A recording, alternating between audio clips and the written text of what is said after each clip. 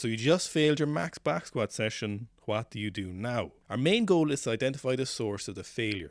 If you can identify what the main reason for your miss is, then you can implement some remedial actions. Let's start with the easiest identified and easiest fixed reason, which is you messed up your recovery in the preceding days so badly that you were temporarily set back so much for the max session you had no chance of achieving a lifetime best. Identifying this is simple. If you normally get 8 hours sleep every night, never drink alcohol, plan all your meals to a T, and suddenly a few days before you max out, you went on a 3-day bender, then you don't need anyone to tell you that you've impacted your physiology to such an egregious degree that you had no hope of arriving fresh and ready to hit a huge back squat PB. Maybe your girlfriend broke up with you, or maybe you got fired from your job. Whatever it is, you'll be able to readily identify this instantly as the source of the competing stress on your body. From here, we can justify an attempt at the max session about a week later. Assuming your training up to this point has led you to believe that a new PB was imminent, then it's worth resting up, getting to the gym about a week later for another max attempt. If you've been hitting volume and rep PBs non-stop, then it's a shame to waste them on a little life blip. You want to receive the results for your hard work, and worst case scenario, you've wasted 1 week of training for the chance of a new PB. Let's circle out into wider reasons that may not be so easily fixed. You're in pain. For the love of all the strength gods, please stop training through major pain. Minor pains and aches are part of the game, but real injury is not something you should be training through. Too often I see people struggling through a training block with back or knee pain in the squat that isn't going to get better without remedial action, one of the major ones being load management. Guess what doesn't go together? Load management for pain and load management for high progress in the squat. My rule of thumb for athletes is if something is 3 out of 10 in terms of pain, then we're okay to continue. If it stays at 3 out of 10 for the rest of the block, we're okay.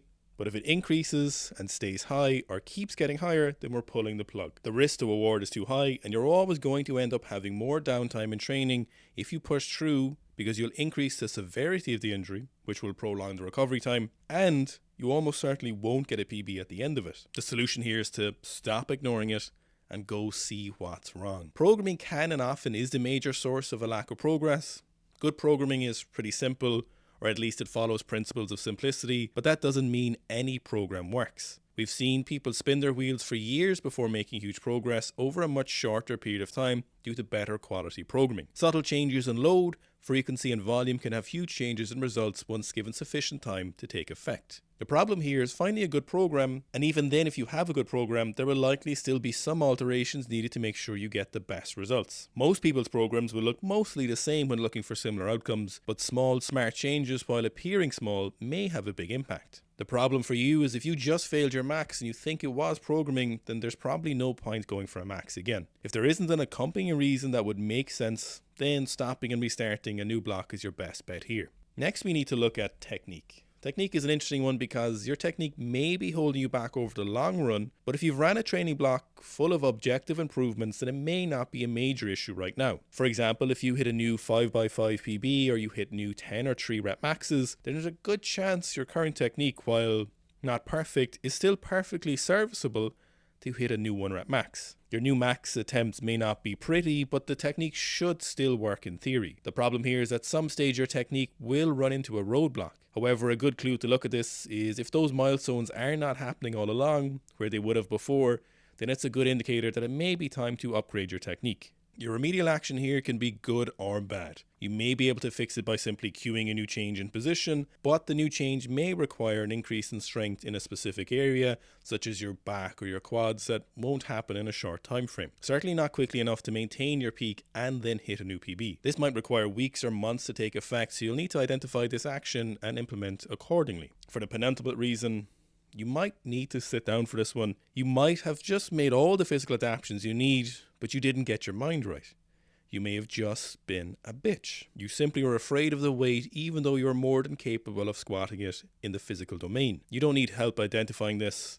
It's likely in the session you are aware of this, or it's something you've built up in your head in the weeks leading up to the session. Overcoming this fear can take the shape of any number of actions, such as getting more hyped up, or conversely, even being a little bit calmer. You may need to implement some longer term sports psych techniques here, which can lead to very positive outcomes when done correctly. In this case, you may be able to go back and smash the session with some reframing, but this could also take a period of time to adapt to. In this case, I would recommend a reattempt in most cases, unless the fear was very high. The last reason you may have failed is you simply weren't strong enough.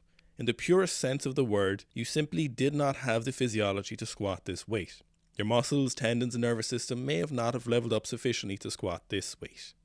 This could be for any number of reasons such as programming, insufficient time training, food, stress. You may have even reached your genetic limit at your current body weight, or more than likely it's any combination of these reasons. How do you know if it's strength is the main limiter and not any of the previous reasons we've discussed?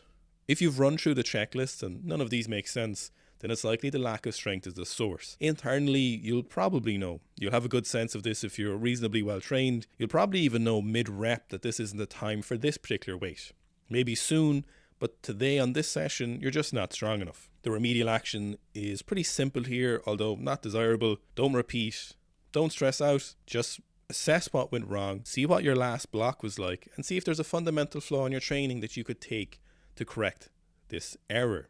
It's very likely in the case where you're not strong enough, it was a combination of the reasons we've listed. For example, it may be technique plus recovery plus strength. It's unlikely to be just one reason when it comes to strength. Now, although I've mentioned genetic limits, you're incredibly unlikely to have reached yours yet unless it's been at least 10 plus years of hard training. So I would encourage you to assess what went on and try again, as it's very likely you can make that squat PB.